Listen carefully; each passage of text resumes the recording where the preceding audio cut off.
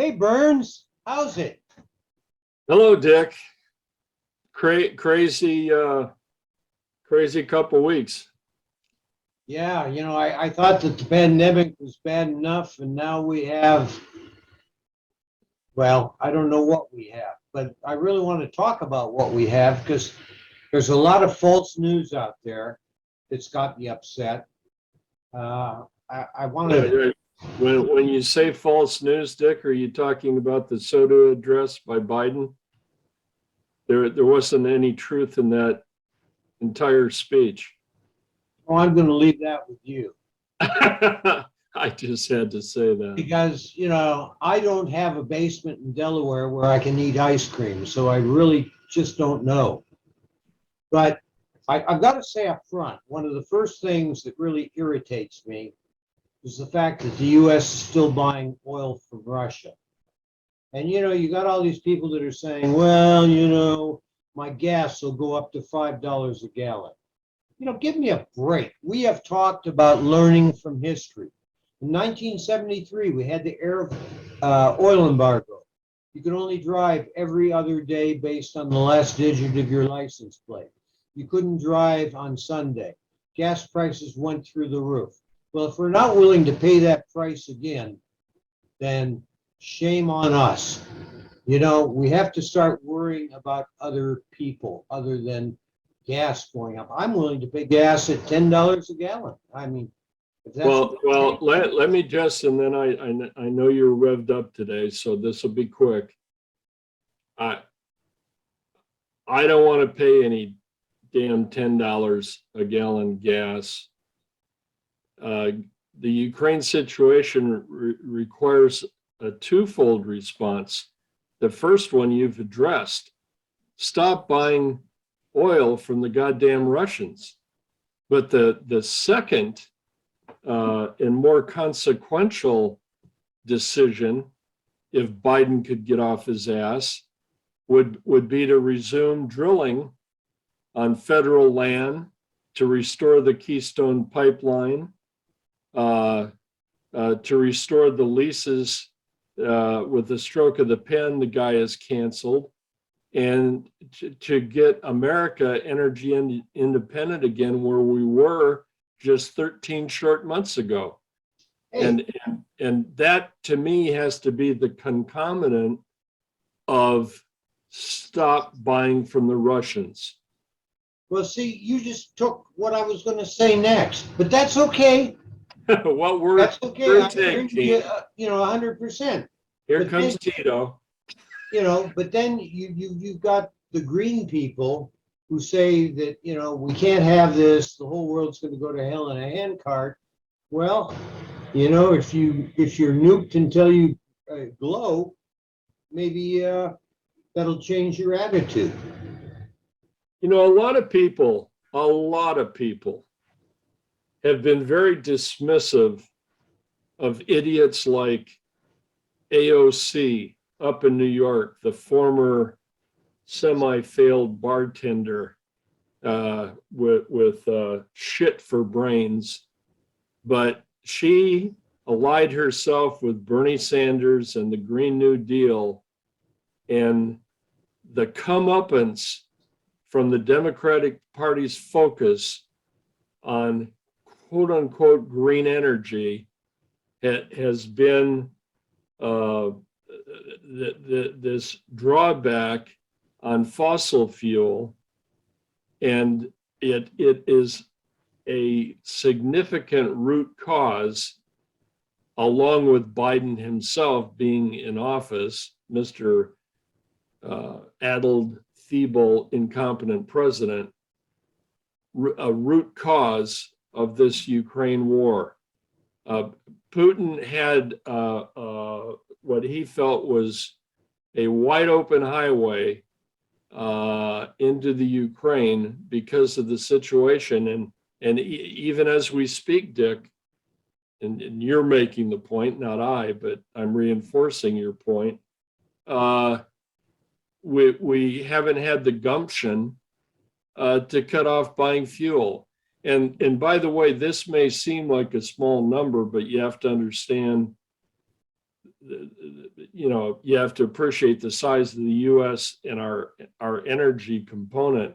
I think we're buying about 3% of our oil from the Russians now. Our primary foreign providers are that we buy from are Canada and Mexico, and then of course the Middle East. But we're putting a ton of money into the coffers of the Putin war chest, and oil now has exceeded $100 a barrel, and some are forecasting it that it'll get as high as maybe $160 in the not too distant future.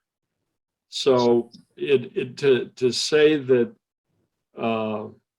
this humanitarian crisis in the Ukraine, this unprovoked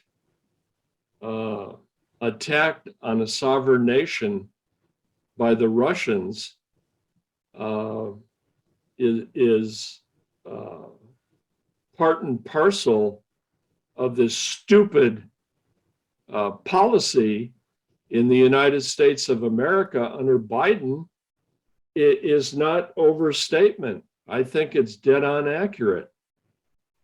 And will he change? I don't know, but he's back leaving this afternoon for his home. And I think it's the 35th or 36th weekend trip home in a short space of a year that he's been president. I mean, that's how this guy works. Well, unfortunately, I have to agree with everything you've said so far. Maybe they don't have his favorite ice cream or something available at the White House, even though you would think he could get whatever He kind could of get ice it from cream he Nancy wanted. Pelosi's freezer. Okay, now let me swing back to this as we look at how this has developed. You know, we started late. Instead of waiting for the buildup to occur and everything else, I would think there are actions we could have taken to have slowed it down. But it's gone so far now, we can't do much. We can't do a no-fly zone because that would mean war with Russia. Well, we could. I would, but politically, I guess that'll never fly. We are sending in a lot of stuff that do a lot of good. But on the other hand, if we had sent in A-10 Warthogs and we had sent in helicopters with Hellfires, we would have had what happened in the 20-mile death highway in Iraq. But it's too late to do that now. So we're stuck with that. Now, what we can do, and what'll definitely happen, is you can't take over land, a country, without boots, soldiers on the ground.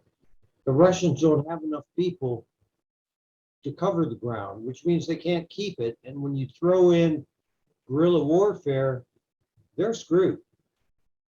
Part of the issue becomes, God, I'm having a senior moment, but part of the issue becomes is that right now, supposedly, Russia's got 85% of their military, the second largest in the world, wrapped up in the Ukraine. So what are they going to do? Spend the next 100 years trying to pacify Ukraine with their whole army? They're going to have to go home sooner or later, and as soon as they go home, they're going to lose. That's the one issue. Let me take a little side view, though, that really gets me. You were upset a while back that, no, I guess I was upset, that China refused to censor Russia. And they did. And because of that, Russia was then able to vote itself as continuing in the Security Council. But now the Chinese have turned around and supposedly, notice how I use a lot of supposedly, are no longer providing financial loans, whatever, to Russia. You know, if this doesn't get resolved to my satisfaction, then China is not going to resolve anything to my satisfaction either. I mean, they're using this as having a surrogate, basically, fight a war with the rest of the world to see how maybe an attempted takeover of Taiwan or whatever will work out. I mean, no matter how they play the game, they've got it. And we have to realize that. We can't separate Russia from China. That's a thought that I have. The other thing that gets me, oh, and by the way, Israel, who I would have expected would have jumped right in for the same argument, you know, trade partner, blah, blah, blah, did not side with NATO, the US, or anybody else. And if that's true, and I'm to the point where, you know, I can hardly trust the news anymore. Well, I'm glad you're saying that. I think just quickly, we all have to be mistrustful of what we're hearing, because the US government, you know, whether it's Washington, the CIA, good God, the Pentagon, we know with all the things that Trump was accused of in the published hoaxes, the Steele dossier, and on it goes, that we have to be mistrustful of our own government and certainly our own media, let alone what the Russians are undoubtedly trying to do and the Red Chinese trying to do in terms of orchestrating how, you know, the everyday citizen throughout the world views what's happening in the Ukraine. So I'm glad you added that caveat. Well, let me make it a matter of record. And I want to talk about this sometime, probably near the end. You know, I've been a supporter of a lot of charities, and you don't get much, you know, from a tax thing or anything else. But one of the many charities I've cut off is Israel. You know, if they can't play by the rules of the rest of the world, they can't go along with the rest of the world after everything that we and other countries have done to help Israel, weapons, you name it. I mean, going all the way back to 1947, which I remember, then screw them. I mean, they're all going to have to learn that maybe, you know, money drives the train, and if you don't hop on and pay your ticket fee, you ain't going to get anything. But let me move on with tactics. You know, as a 10-year infantryman, and then I moved up into theater warfare and theater planning, you got to look at the big picture, and I don't think the news people are, and I really don't think the military is, sadly. You know, the so-called, well, it depends, 12, 40-mile convoy, you know, moving into Ukraine, it's stopped. And people are going, what's happening? Well, I can tell you, if you believe the news, part of it is that Russian soldiers are punching their gas tanks because they don't want to go forward. I mean, we're talking about conscripts. They're not even sure why they're there. But I noticed on some stuff on CNN, they're obviously having a good time there. You know, they're robbing cell phone stores and you know, whatever, grocery stores because they're hungry. Wait until they start raping. You know, who knows? The Russian people are being peddled the notion, the propaganda that this is a war of liberation, that Russia has gone into the Ukraine to help the people. I mean, we know that's absolutely asinine, preposterous, but nonetheless, that's what's being said. So Yeah, It- but you It know, would on the, follow that some of the soldiers may, some have bought into it and some, according to you, are resisting it. So, well, the flip side is they've cut off Facebook and just about the rest of the world. But then Elon Musk came in and donated, God knows how many computer terminals and everything else to use the new Star something, internet thing. So, there's no way they can continue to hide. Ultimately the word's going to get out. And I think from all the people that have been arrested demonstrating in Russia, the Russian people are actually very nice and they aren't stupid. But I honestly, again, I think the military generals are going to get rid of Putin. Or if he gives some sort of order that they've just decided is beyond the pale, they're not going to do anything. Now, I covered the no-fly zone basically. It's a little late. It could have been done, but of course Biden was eating ice cream in Delaware, so it never happened. well, NATO officially said no to the no-fly zone today.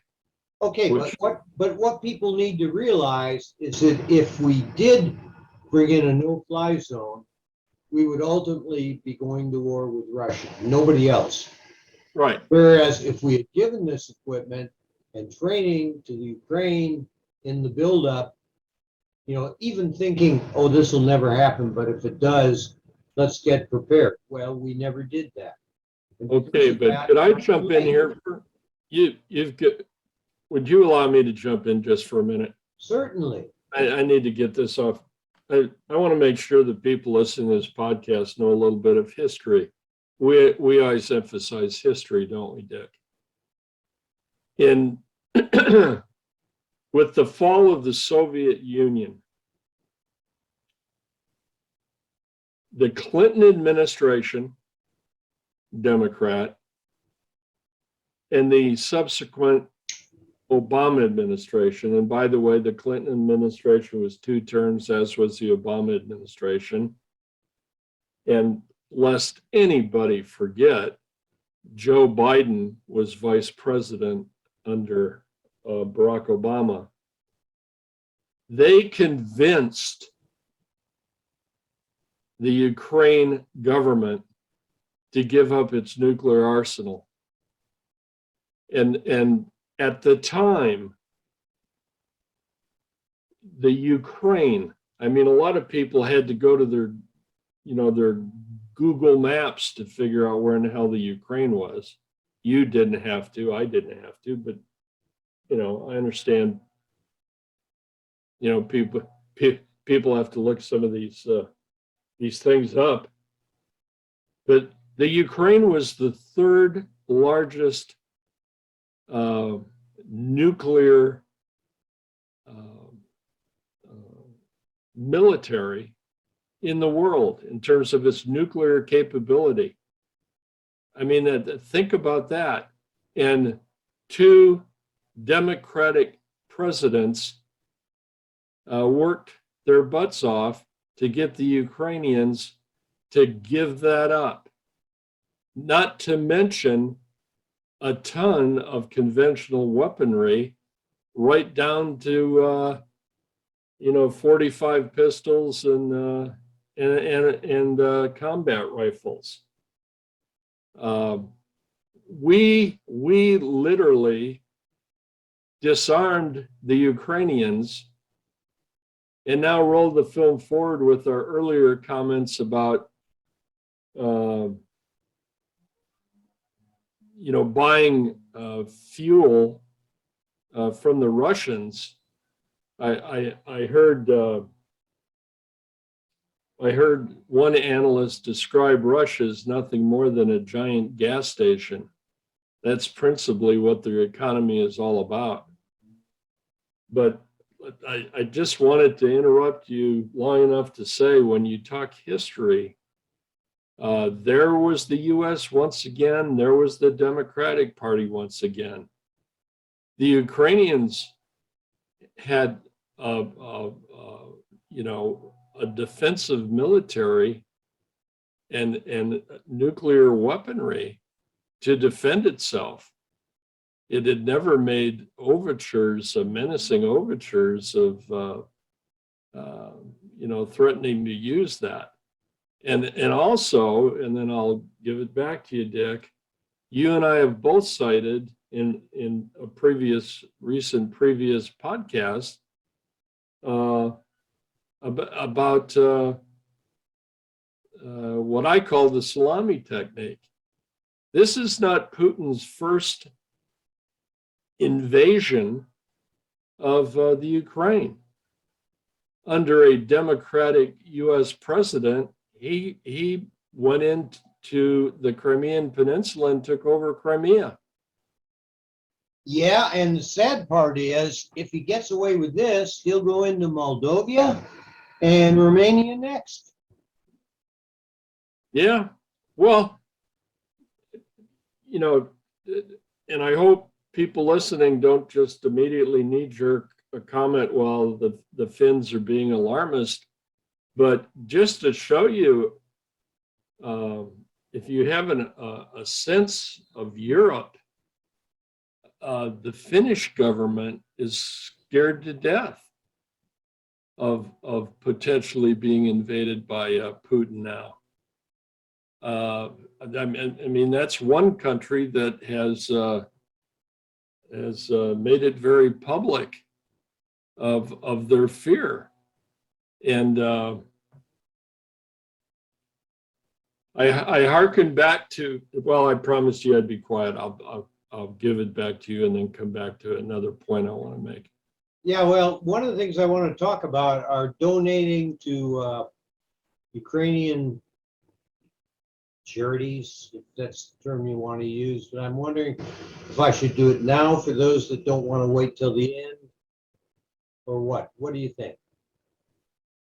Because that's another hot topic with me. Well, let's talk a little bit more about the war itself, but make sure you get to that point, maybe as a conclusion. Okay, well, all I'll say is a matter of record. For those that want to donate to Ukraine, be very, very, very careful of scams. Make sure your money goes where you want it to go. Be careful, because I've been burned several times and I'm still waiting. Let's see, we covered the no-fly zone. Oh God, I wish we'd given them helicopters with Hellfires, and this would have been over in no time at all. But You know what's interesting, Dick? And I credit you with having said it. What is this, podcast 33? oh, I don't know. Something like that. But we've been at this a while. We do these weekly. And you've made a recurring comment with regard to the fact that they don't teach history.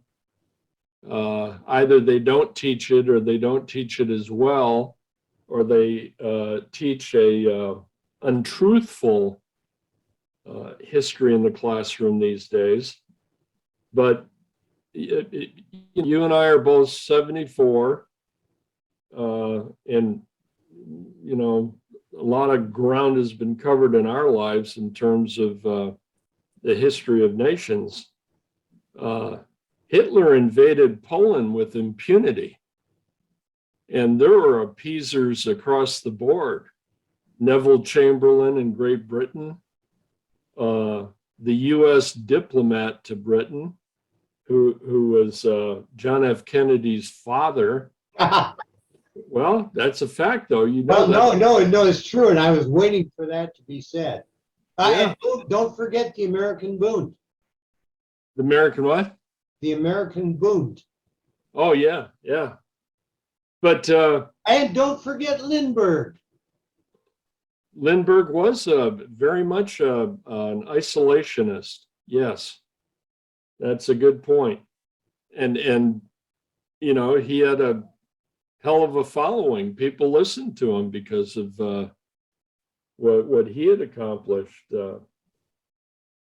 So I just want to, maybe we're kind of bouncing around here, but we're just a couple of guys who care about our country and think about these things.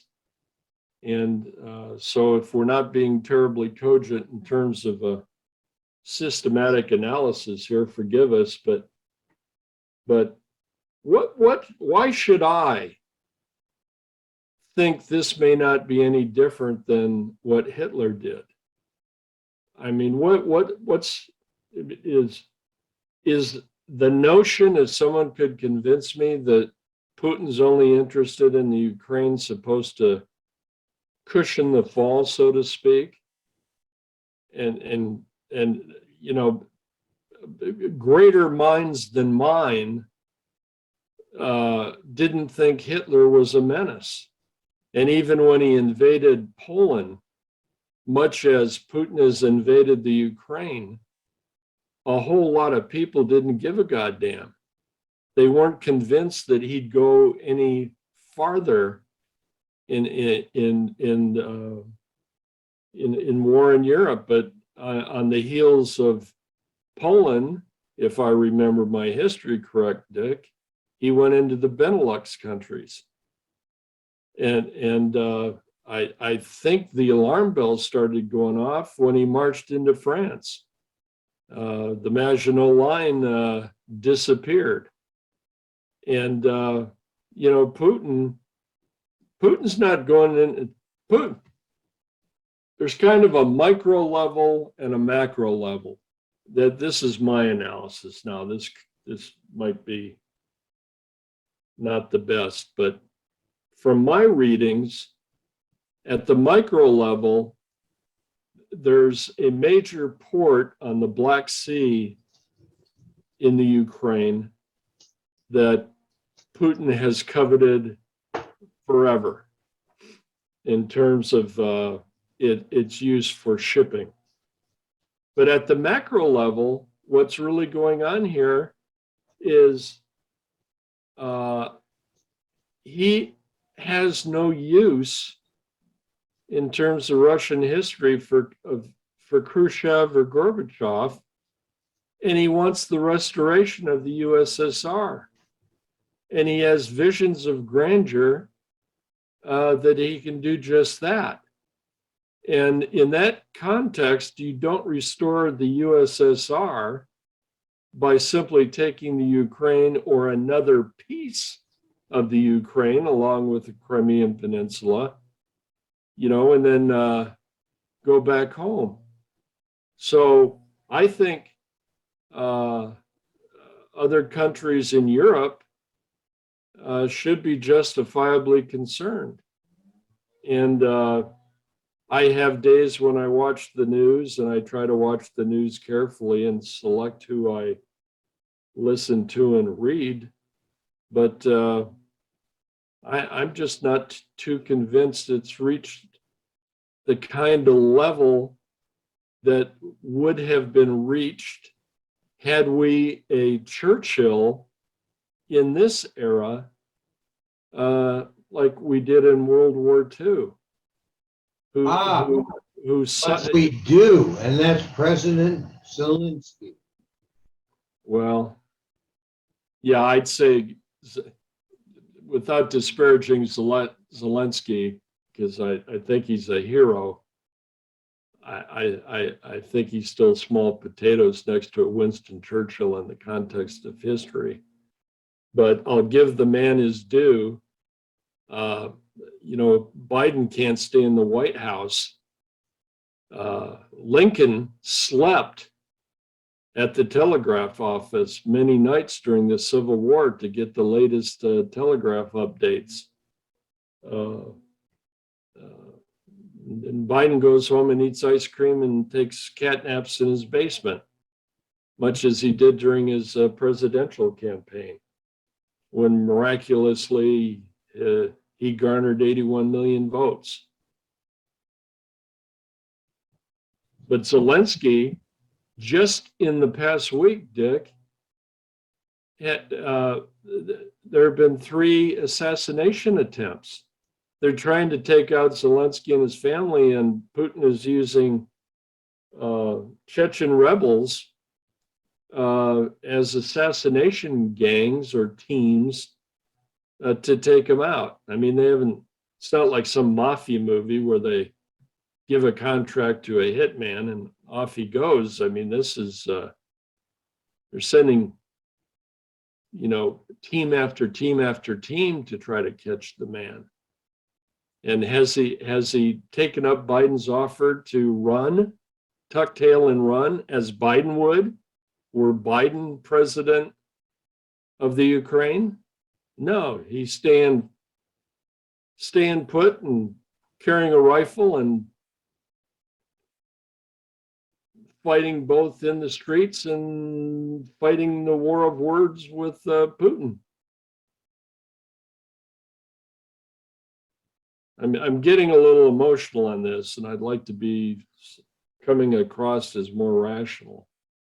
No, I'm very emotional about it, and what really irritates me, and you mentioned my favorite bartender.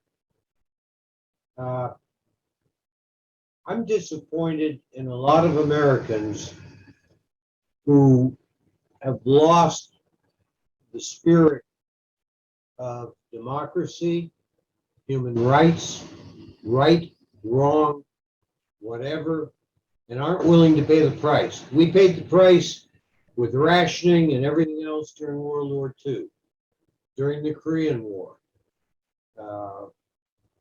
during Vietnam even.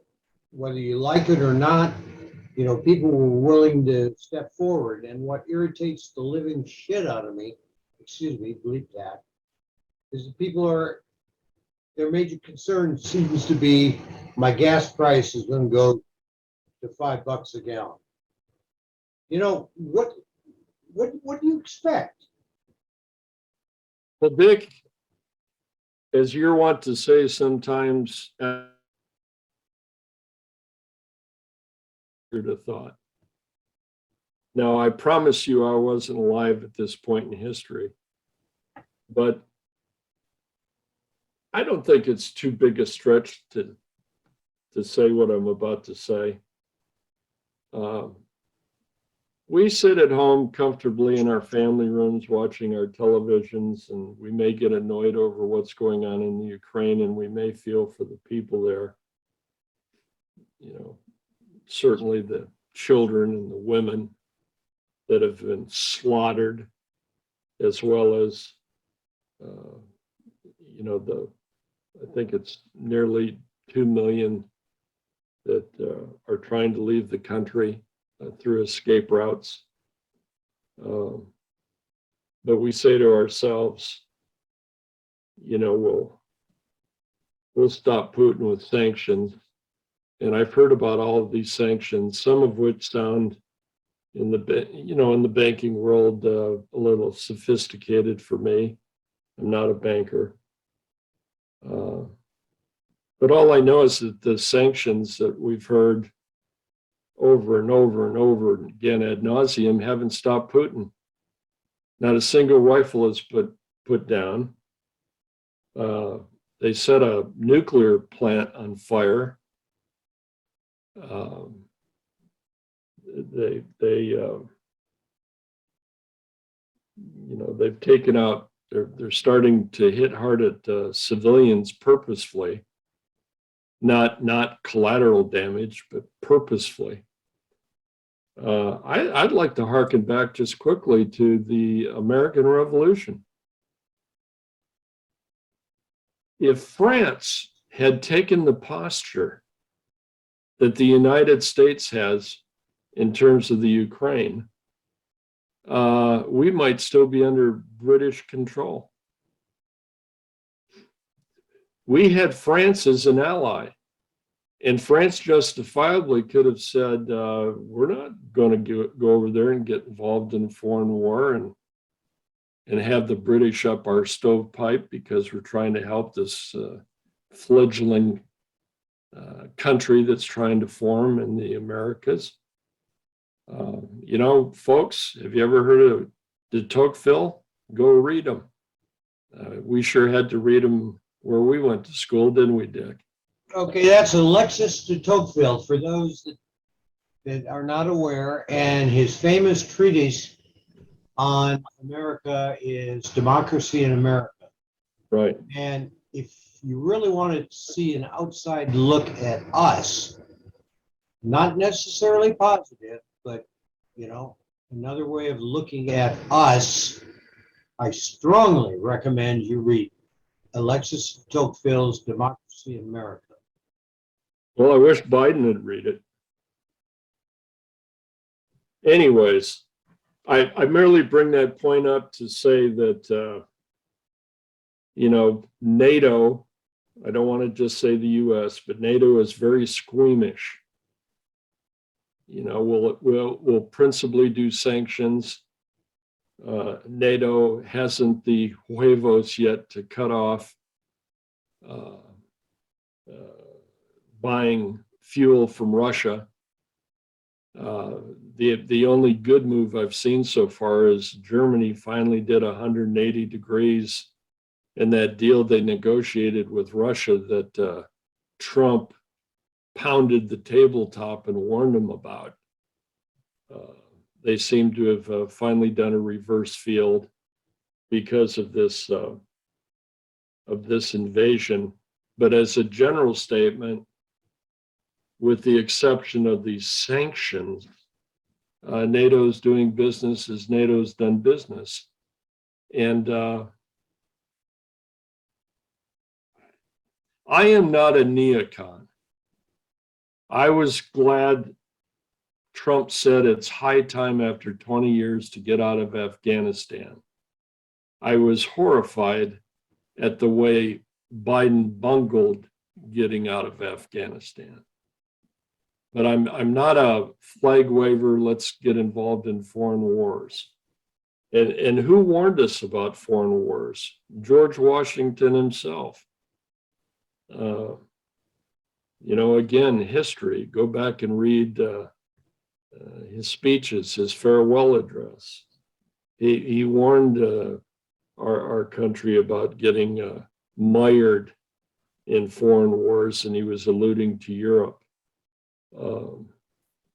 But in this age of hypersonic missiles and jet aircraft, the world has shrunk. And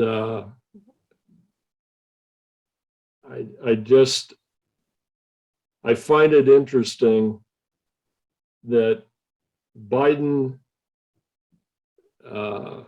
basically negotiated a deal for his son to get rich by being a consultant for Burisma in the Ukraine, and boasted that he threatened the Ukraine were they not to fire a prosecuting attorney looking into that deal, that he was going to cut off foreign aid.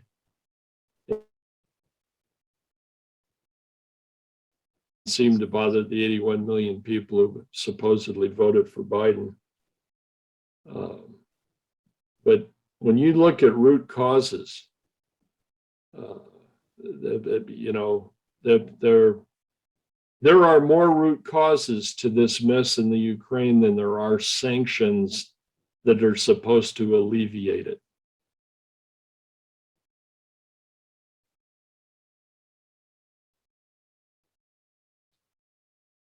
Ball back in your court, Mr. Griggs. Well, you know, God, you know, I'm at a loss because I can't believe how this has been effed up as much as it has been. And I have a call coming in from Germany shortly where I can talk to some of my German friends about, you know, how they feel. It's just that it's unbelievable. Some of the stuff that's happened, you know, the shelling of,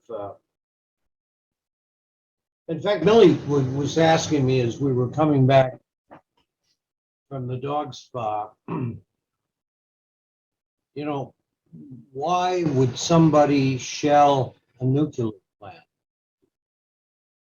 Well, if your doctrine is basically heavy use of artillery in the beginning and throughout and ending, that's the way they are. Now, whether or not somebody would be stupid enough to authorize it, it had to be one of the generals.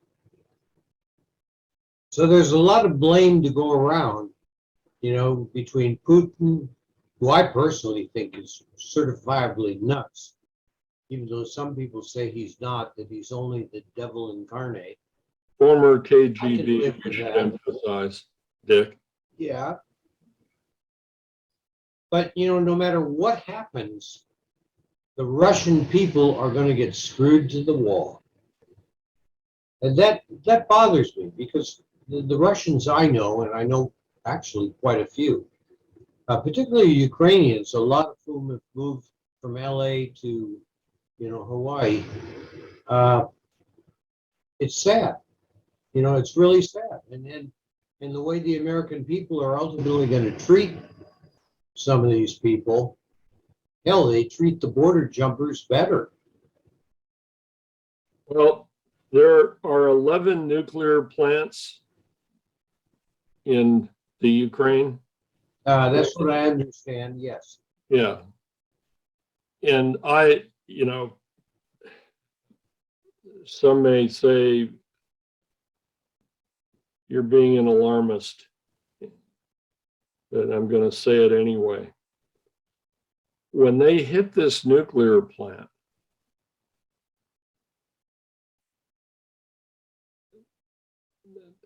my first thought was, and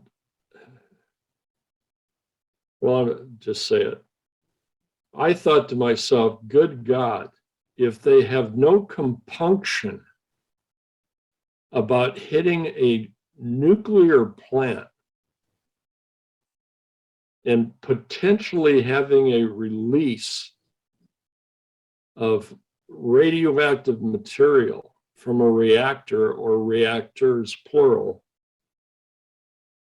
then what would keep Putin in a moment of quiet desperation, because this war so far hasn't gone as quickly as he thought, from deciding, I'm trying to take the capital of Kyiv, my 40-mile-long convoy is stalled for reasons you talked about, Dick. Maybe I'll fire a tactical nuclear weapon at one of the smaller cities in the Ukraine, and then tell Zelensky, come to the bargaining table. And of course, from Putin's side of things, to surrender, or I'll unleash a tactical nuclear weapon on Kiev itself. Now, I truly believe, and I've read this, that Putin operated under the delusion that his troops could go in and, much like Hitler, do a blitzkrieg on the Ukraine and take it quickly with minimal civilian loss of life, and in particular, because he really doesn't care about human beings, but particularly preserve as much of the infrastructure of the country as possible, because he didn't want to rebuild the infrastructure once he took over the country. I mean, it wasn't his goal to decimate the Ukraine. It was his goal to take it over and have it a functioning part of Russia and eventually a resurgent USSR. But he stalled, at least that's what the reports say, And if he'll wantonly attack a nuclear power plant with all the implications of that, what, somebody convinced me he wouldn't try a tactical nuclear weapon. Well, unfortunately, I happen to agree with you 100%. One could look at blowing up a nuclear power Atomic plant. blast. Well, it's the equivalent of launching a tactical nuclear weapon. And that's what people need to realize. If you're willing to blow up a nuclear power plant, seeing what's happened in Japan and Chernobyl before, and again, I was there. It's kind of like an El Cheapo tactical nuclear weapon. You're doing the same thing, basically. But you're not firing attack. Well,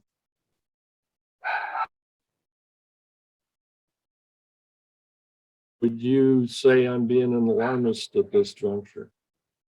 No, I think you're right on the money. And what I want to happen is I want our Congress and the people of the United States to actually understand what's going on. You're either going to pay the price or you're going to sit back and go, well, it's not in my backyard. Well, unfortunately, I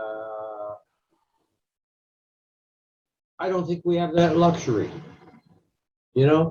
We need to accept responsibility and either shit or get off the pot. That's a tactical term. It's interesting. We've done this imposition of sanctions, but to date, the only talks have been directly between the Russians and the Ukrainians. I don't see, I guess the only other individual, and I think I'm correct in this, Macron of France did it before the invasion began, and with no success. But I presumably some type of diplomatic efforts are going on, but certainly nothing overtly. And if NATO doesn't want to get involved militarily other than providing supplies to the Ukrainians, wouldn't they at least be using their senior level people to try to get Putin's ear and call this thing off and negotiate some kind of reasonable settlement? Well, I would think, and I'm waiting to see what the German approach is. I mean, from people I know, is I would think they wouldn't want to repeat of World War I, World War II, etc. I mean, it's their land. I mean, it's their countries, and to expect us to bail them out, I think in all things considered, is that maybe we do have the right to sit back and say, hey, it's your problem, not ours. It's on the other side of the world. To your point, Dick, I absolutely hear you. But that's why I mentioned earlier in the podcast that for those who didn't know this or hadn't, recalled it, that Clinton and Obama essentially convinced the Ukrainians to disarm themselves. And to me, that throws quite a different perspective on this sad situation. Because if we're going to be isolationists for good justifiable reasons now in not getting involved in a foreign war, then why didn't we keep our noses out of the Ukraine's affairs? I mean, it doesn't that sound almost horrendous that Putin now is trying to decapitate the Ukraine, but we had two Democratic presidents who did it back in the 90s?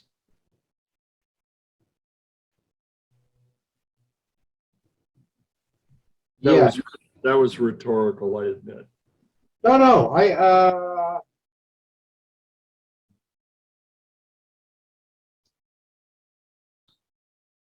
you know, The other thing, just let me say something. It just popped into my mind. There's our friend who calls, Mr. Right Wing, who says I ought to give yeah. money to the National Rifle Association, Americans for whatever and whatever.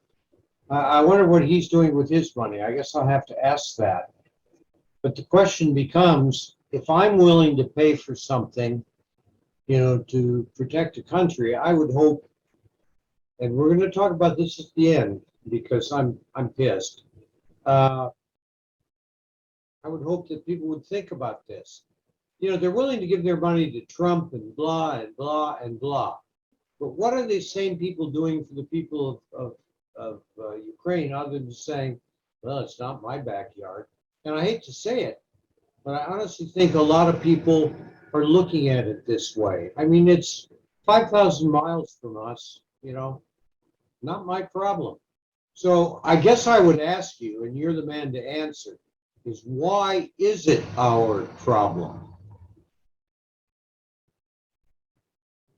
Well, one could say because in large measure we created it, either wittingly or unwittingly.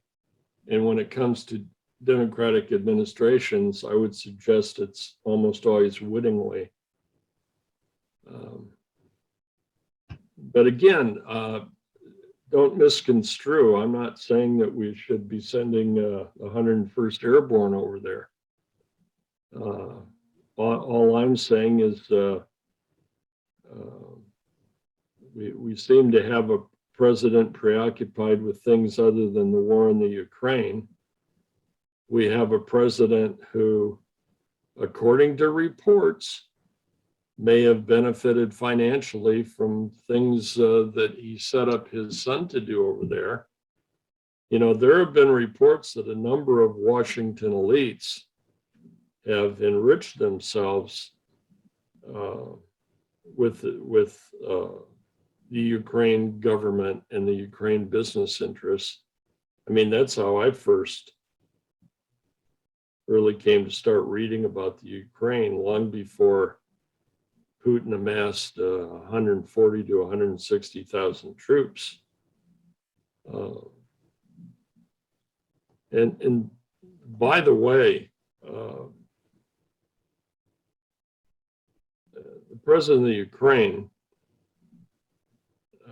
has made the point, and I like his moxie. He calls a spade a spade. He said, Biden's patting himself on the back and devoted a good amount of his State of the Union address, not to the State of the Union, but to the state of the Ukraine. But he said, where was Joe Biden when the Russians began the buildup? You don't just show up with 160,000 troops and artillery and field hospitals and logistical supply lines all set on your northern border.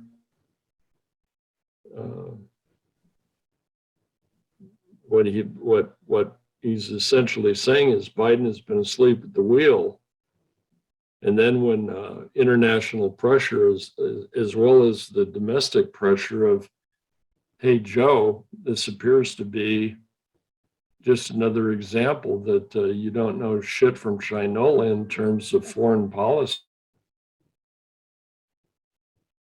Okay, I'm just looking at the news off to the side. There's an increasing push to charge Putin with international war crimes. Is that going to go anywhere? I don't know. What you're talking about is another Nuremberg. I don't know. Okay. Well, we're almost out of time, so let me go on my tirade about aid. Okay. I figured that the most I could do, at my age and whatever, would be to provide financial support to the Ukraine. And I watched the news, CNN, NBC, CBS. They had a list of charities to give to. But I looked at all of them, and it was all like, we support Yemen, we support this, we support that. None of them, none said anything about how to get money to the Ukraine. So I went back to one of my favorite charities, which is Chef Jose's World Central Kitchen. And he's already got several kitchen feeding things because people are hungry. They need to eat. I guess you don't get a whole sandwich now, you only get a half. But he has set up these feeding stations for these people that haven't eaten literally in days.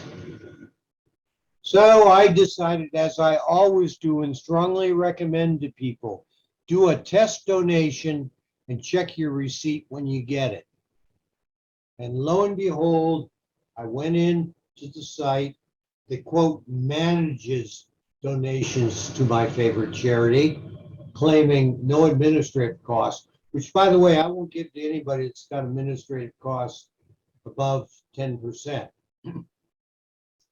And basically, it said, comment, blah, blah, blah. I put down aid to Poland in support of World Central Kitchen for Ukrainian refugees.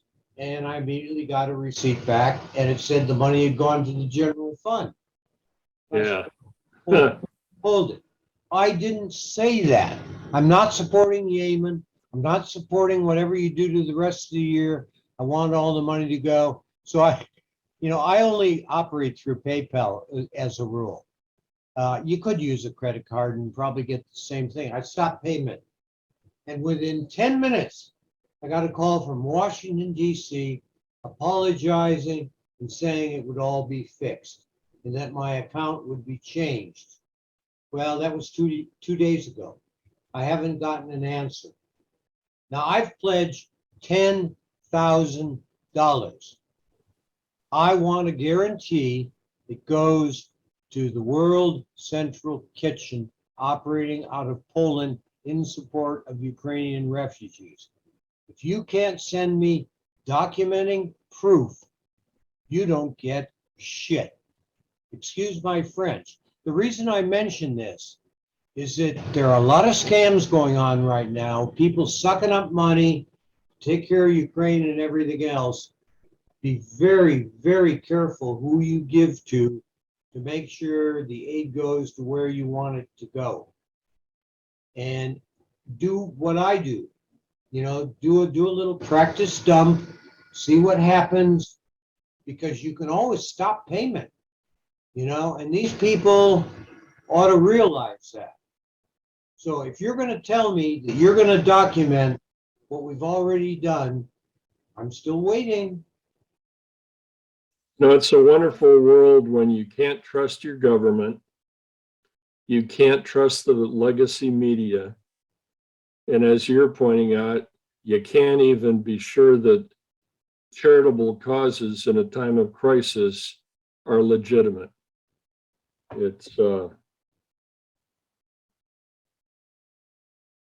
beyond the pale, Dick.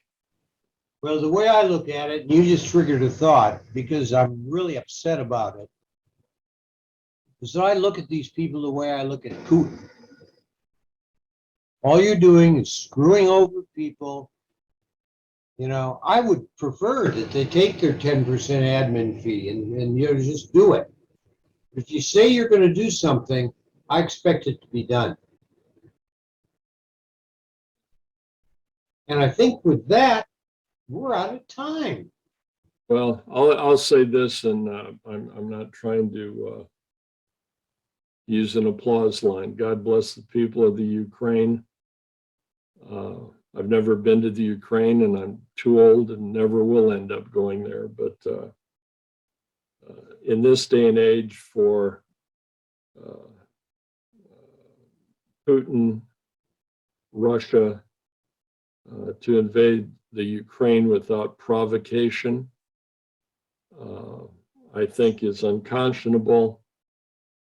And just to reiterate one man's opinion, but I'm not satisfied that the world in general and NATO in particular has done enough with sanctions. I'm not a neocon. I'm not saying we should go in with armed forces, but I just sense that those Ukrainian people are pretty much on their own. Well, Ukraine was one of the last countries that my wife and I were thinking of traveling to. The only exposure I've had is when I was teaching. We had some foreign exchange students from Ukraine, Moldavia, oh God, what's that other Kazakhstan. And they were great. They were far smarter than our US born students. They knew more about American history than American students do.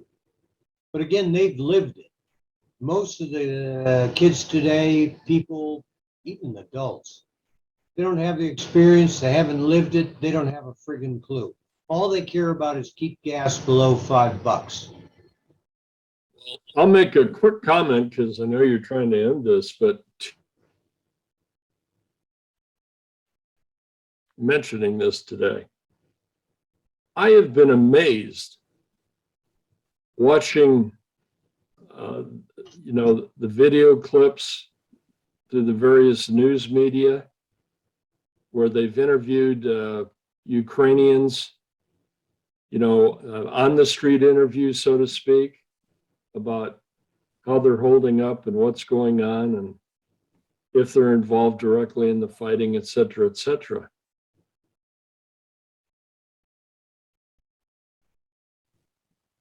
Like you and I used to hear English back when we were young men. I call it the King's English. They speak it well. They articulate it well. And Master, I have mail for you. There have been interviews with young and old alike over there. And it's impressive.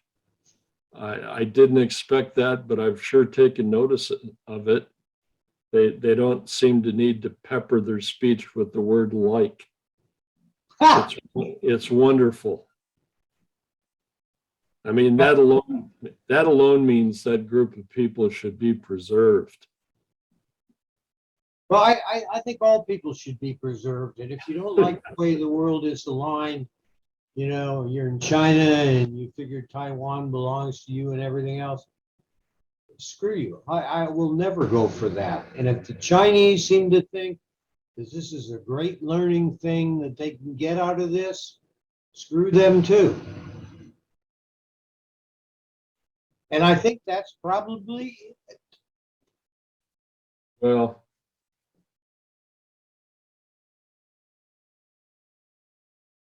I appreciate your thoughts. I've enjoyed the podcast just listening to you, Dick. Okay, talk to you next week. Okay, you take care, my friend.